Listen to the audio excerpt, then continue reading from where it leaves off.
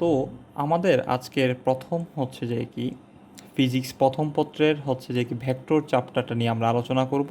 তো ভেক্টর চ্যাপ্টারটা নিয়ে আলোচনা করার আগে আমাদের জানতে হবে যে রাশি কী।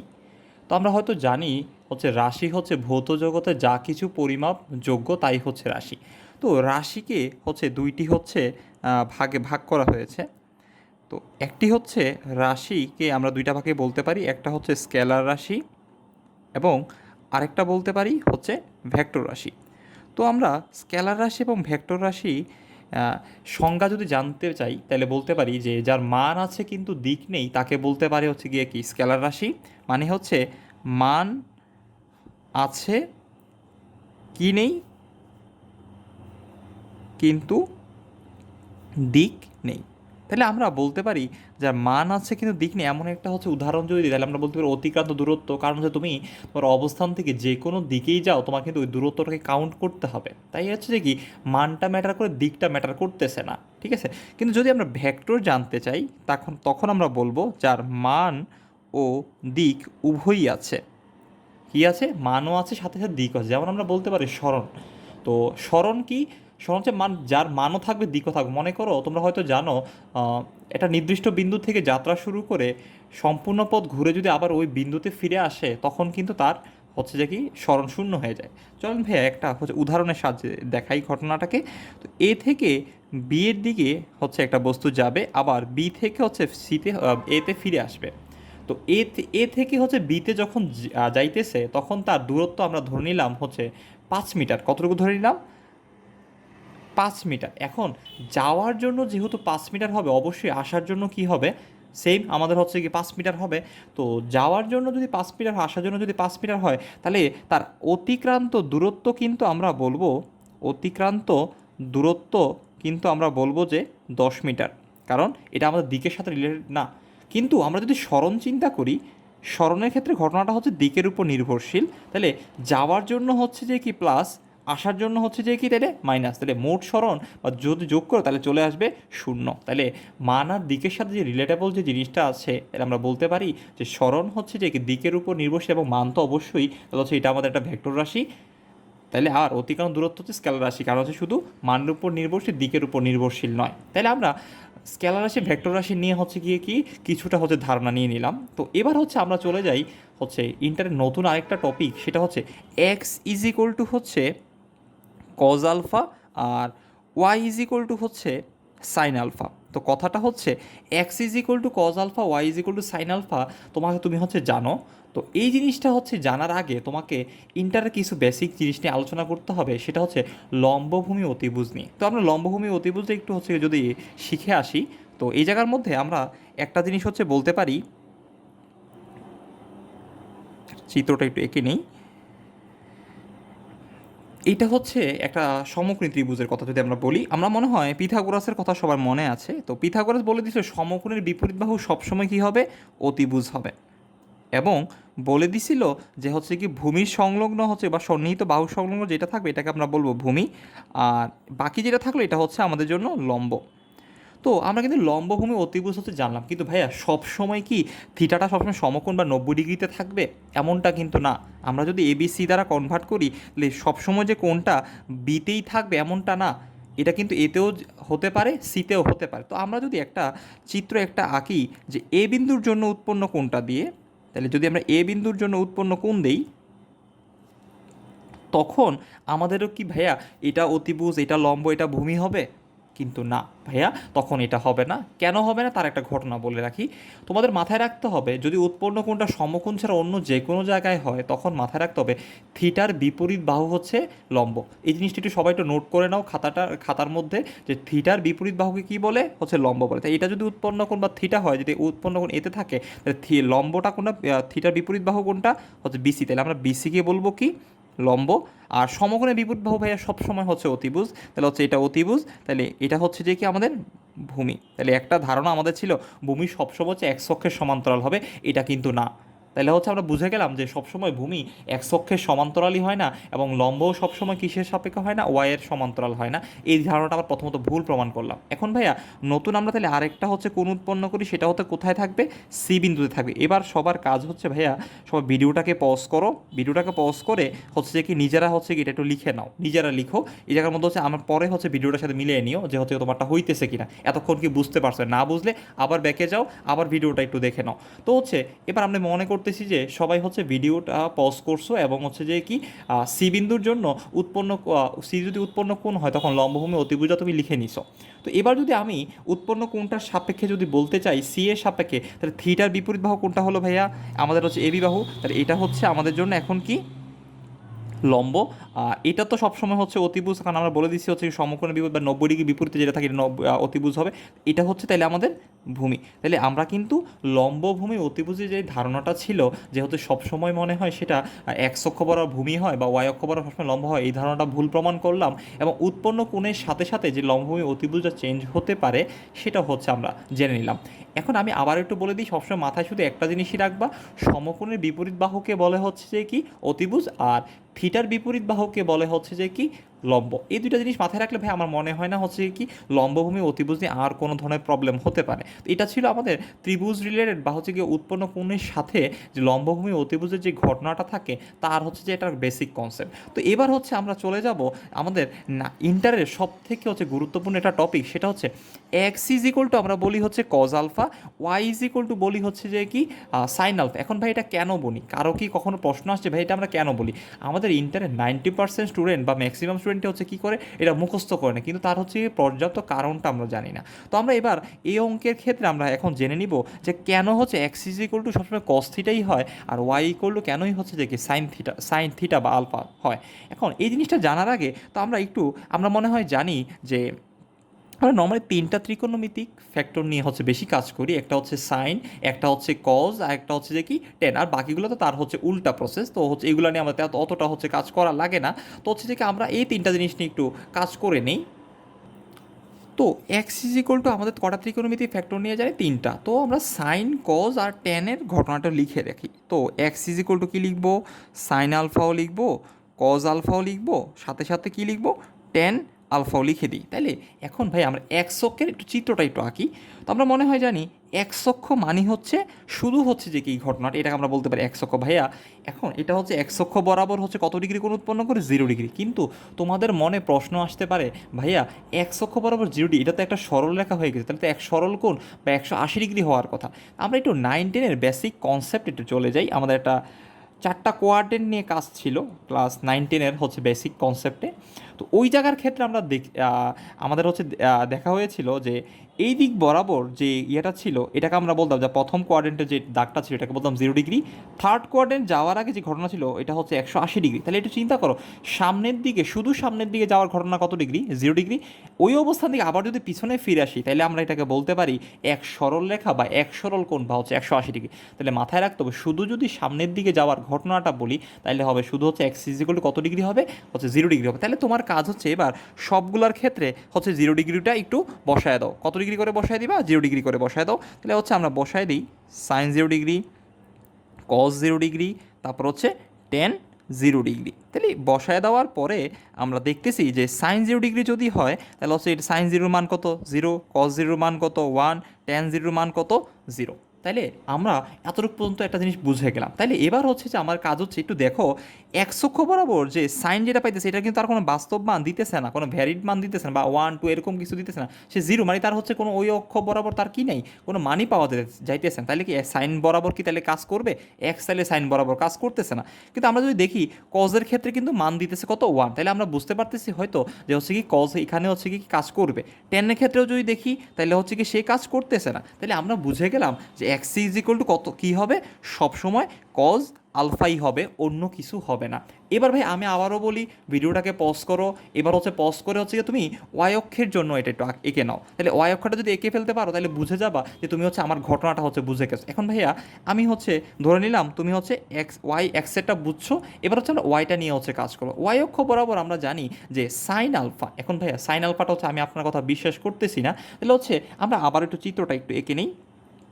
আঁকলে এটা হয়ে গেছে আমাদের কী অক্ষ, ওয়াই অক্ষ। ওয়াই অক্ষ হলে তাদের মধ্যবর্তী কোণ আমরা মনে হয় জানি দুই বাহুর মধ্যবর্তী কোণকে আলফা বলে। আলফা হচ্ছে কত ডিগ্রি, 90 ডিগ্রি বলতে পারি। তাহলে এখন যদি 90 ডিগ্রি হয় তুমি আবারও সেম কাজগুলো করো, সাইন আলফা বসাও, কজ আলফা হচ্ছে কত আলফা, 10 আলফা বসাই দিলাম। এবার কাজ হচ্ছে সাইন 90, কজ 90 আর হচ্ছে 10 90 ডিগ্রি বসায় দাও। এবার সাইন 90-র মান কত জানো, 1, কজ 90-র মান 0, আর 10 90-র মান হচ্ছে অসংজ্ঞায়িত। তাহলে তুমি যদি দেখো আবারও এদিকে কজের মান দিতেছে না, 10-এর মান দিতেছে না, তাহলে দেখো তুমি পেয়ে গেলা ওয়াই ইজ ইকুয়াল টু কি, সাইন আলফা। এই যে ঘটনাটা আছে এটা কিন্তু আমরা বেশিরভাগ স্টুডেন্টই কী করে না জেনে হচ্ছে মুখস্থ করে ফেলে। তার প্রকৃত কারণটা হচ্ছে এটা, এক্স ইজ ইকুয়াল টু এইভাবে হচ্ছে সাইন আলফা হয়, ওয়াই ইজ ইকুয়াল টু হচ্ছে যে কি, sorry, X is equal to cos alpha হয়, ওয়াই ইজ ইকুয়াল টু হচ্ছে সাইন আলফা হয়। এটা হচ্ছে তার হচ্ছে যে কি প্রমাণ। আমরা হয়তো উৎপন্ন কোণ বা হচ্ছে X is equal to cos alpha sine আলফার ক্ষেত্রে বুঝে গেলাম। এবার আমরা হচ্ছে জানবো আসলে কি সব ক্ষেত্রে কি ভাইয়া x is equal to cos alpha হবে আর Y equal to sine alpha হবে, এটা কি একদমই ফিক্স? এটা কখনো পরিবর্তনশীল হতে পারে না? তাহলে হচ্ছে এর পরের যে থিমটাতে যাবো ওইটার ক্ষেত্রে আমরা জানবো যে এইটাকে আসলেও ফিক্সড কিনা। তো হচ্ছে কি পরের জায়গাটার জন্য হচ্ছে এখন আমরা দেখবো। তো এখন আমরা হচ্ছে জানবো যে একটু আগে যে আমরা বললাম এক্স ইজ ইকুয়াল টু হচ্ছে কস আলফা আর ওয়াই ইকুয়াল টু হচ্ছে সাইন আলফা, এটা হচ্ছে যে এটা প্রমাণ করে আসলাম। এখন ভাইয়া আমরা বলে আসছিলাম যে X is equal to cos alpha, Y is equal to হচ্ছে সাইন আলফা, এটা ফিক্স না, এটা পরিবর্তনশীল হতে পারে। এখন ভাইয়া কখন সেটা পরিবর্তন হতে পারে?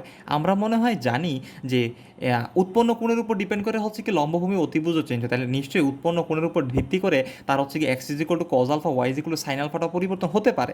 এখন আমরা তার প্রমাণটা দেখব। এই প্রমাণটা জানার জন্য আমরা একটা জিনিস জানতে হবে, সেটা হচ্ছে ভেক্টর বিভাজন। ভাইয়া ভেক্টর বিভাজনটা কি? একটা সামান্তরিক আমরা হচ্ছে সামনে আঁকলাম, এই সামান্তরিকটাকে আমরা দুইটা পার্টে হচ্ছে ভাগ করে দিব। তাহলে আমরা ও এস সি ত্রিভুজের জন্য লিখে দিব, এটাকে লিখবো আলফা, আর ও বিসি ত্রিভুজের জন্য আমরা হচ্ছে যে কি লিখে দিব, এটাকে হচ্ছে বিটা। তাহলে এখন মনে আমরা জানি একটা সামান্তরিককে হচ্ছে একটা যদি কর্ণ আঁকে তাহলে দুইটা ত্রিভুজে হচ্ছে যে বিভক্ত হয়ে যায়, তা আমরা হচ্ছে এটাতে দেখাই দিলাম। তো এবার হচ্ছে আমরা এই যে আলফা এবং বিটার জন্য আমরা হচ্ছে তার হচ্ছে উপাংশের মানগুলো একটু বের করব। চলো ভাই আমরা একটু উপাংশের মানগুলো একটু বের করে নিই। তো আমাদের এদিক বরাবর একটা দিলাম হচ্ছে পি ভেক্টর, এদিক বরাবর দিলাম হচ্ছে কিউ ভেক্টর। তুমি চাইলে এগুলো এক্স ওয়াই যেটা তোমার ইচ্ছা হয় তুমি ওটা দিতে পারো। এখন ভাই আমাদের প্রথমত কাজ হচ্ছে আলফা কোণ নিয়ে কাজ করা। আমি একটা কোণ দেখায় দিব, তারপর তোমরা হচ্ছে একটু হচ্ছে কি ভিডিওটা পজ করবা এবং হচ্ছে পরেরটা হচ্ছে আমার সাথে মিলিয়ে নিবা। আমি হচ্ছে এটা হচ্ছে এটা তোমাদের নিজের হচ্ছে তাহলে বুঝে নিবা যে তুমি হচ্ছে কি ঘটনাটা বুঝতে পারছো। তো হচ্ছে আমরা প্রথম হচ্ছে কি আলফা কোণ বিবেচনার জন্য হচ্ছে যে কি এবার ঘটনাটা একটু বের করি। তাহলে আলফা কোণ যদি চিন্তা করি তাহলে আমাদের ত্রিভুজ কোণটা আসতেছে ও এ ত্রিভুজ, ওএসসি ত্রিভুজ। তাহলে ওএসসি ত্রিভুজের জন্য এবার হচ্ছে যে আমরা আলফা কোণ বিবেচনার জন্য এটা বের করি। তো আমরা মনে হয় জানি সামান্তরিক বিপরীত বাহুদ্বয় পরস্পর সমান ও সমান্তরাল, এটা কিউ হলে এটাও কিউ হবে, এটা পি হলে এটাও কি হবে, পি হবে। তাহলে এবার হচ্ছে আমরা যদি একটু চিন্তা করি ওএসসি ত্রিভুজটা যদি নেই, এই ত্রিভুজের মধ্যে আমাদের লম্বভূমি অতিভুজটা আমাকে তোমাকে বের করতে, আবারও মনে করায় দিই থিটার বিপরীত বাহুকে লম্ব আর সমকোণ এই জায়গার মধ্যে আমার চিন্তা করার দরকার। একটা কথা মাথায় রাখবে, সামান্তরিক ক্ষেত্রে তুমি এটাকে সমকোণ ধরেও চিন্তা করতে পারো, কোনো সমস্যা হবে না। তো থিটার বিপরীত বাহুকে হচ্ছে যে কি এসি, এসি হচ্ছে আমাদের জন্য কি লম্ব, আর এটা হচ্ছে ভূমি, আর এটা তো আমাদের সব সময় অতিভুজ থাকতেছে। এই অতিভুজটাকে আমরা নাম দিলাম হচ্ছে আর ভেক্টর। তো এবার হচ্ছে আমরা একটু কাজ করি ওএসসি ত্রিভুজটা নিয়ে একটু কাজ করি। ওএসসি ত্রিভুজের মধ্যে আমরা যদি ভূমি বরাবর বা পি ভেক্টরটা যদি বের করতে চাই, পি ভেক্টর বা হচ্ছে ওএ ভেক্টরের মানটা যদি বের করতে চাই, তাহলে এক্স ইজ ইকুয়াল টু, কারণ হচ্ছে আমরা জানি এটা ভূমি, তাহলে ভূমি বরাবর তাহলে আমরা বলতে পারি, তাহলে হচ্ছে যে কী বলতে পারি, হচ্ছে যে কি আমাদের কজ আর কজ হচ্ছে কি আলফা, যেটা হচ্ছে যে কি আমরা জানি তা হচ্ছে এক্স অক্ষ। তো এক্স অক্ষ মানে সবসময় মাথায় রাখতে হবে কি আমাদের হচ্ছে ভূমি, ঠিক আছে। তারপর এটা হচ্ছে কি বের করলাম, তো এটা আমরা নাম দিলাম হচ্ছে, এটার নাম দিলাম কি এক্স, ঠিক আছে। এটা যেহেতু এক্স অক্ষ বরাবর। এবার যদি আমি ওয়াইটা বের করতে চাই বা কিউ ভেক্টর বের করতে চাই, তাহলে এটা হবে যে কি এসি, তাহলে আমরা বলতে পারি কি যেহেতু লম্ব বরাবর আছে তাহলে হচ্ছে কি বলতে পারি সাইন আলফা। তাহলে আমরা কিন্তু দুইটা ঘটনা বের করে, এবার হচ্ছে তোমাদের কাজ হচ্ছে তোমরা মনে হয় বুঝছো যে এটা হচ্ছে কি ভূমি, ভূমি বরাবর থাকলে কি হবে কজ আলফা হবে, আর লম্ব বরাবর থাকলে কি হবে সেটা হচ্ছে সাইন আলফা হবে। তো এবার হচ্ছে যে এই দুইটা ঘটনা আমরা বুঝলাম। এবার হচ্ছে আমাদের কাজ হচ্ছে বিটা কোণ নিয়ে কাজ করা। তো বিটা কোণ নিয়ে যখন কাজ করবো আমি সবাইকে বলে দিই হচ্ছে ভিডিওটা পজ করে দাও, তোমরা বিটা কোণটা নিজেরা করো, তারপর আমার সাথে মিলিয়ে নাও। তো বিটা কোণটা নিয়ে একটু কাজ করি। বিটা কোণটা যদি চিন্তা করতে যাই, এটা হচ্ছে যে আমাদের লম্ব, আর এটা হচ্ছে আমাদের ভূমি, আর এটা হচ্ছে অতিভুজ। তাহলে আমরা যদি চিন্তা করি কিউ ভেক্টর, ঠিক আছে, আমরা যদি কিউ ভেক্টরটা যদি চিন্তা করতে যাই, তো কিউ ভেক্টরটা আমাদের কিসে আছে ওয়াই অক্ষ বরাবর আছে। এখন ওয়াই অক্ষ হলে কি হবে, এটা আমাদের কি নির্দেশ করতেছে, ভূমি। তাহলে হচ্ছে কি ভূমি হলে আমরা কি বলবো, আর কি বলবো, সা সরি কজ কি বিটা বলবো। এখন কারণটা কি হচ্ছে ভূমি বরাবর কোন থিটা হয়, কস থিটা হয়, ঠিক আছে। আমরা এবার হচ্ছে পি ভেক্টরটা কি বলতে পারি, পি ভেক্টরটা হচ্ছে আমাদের সেই হচ্ছে যে কি এখন লম্ব, লম্ব হলে কি হবে এটা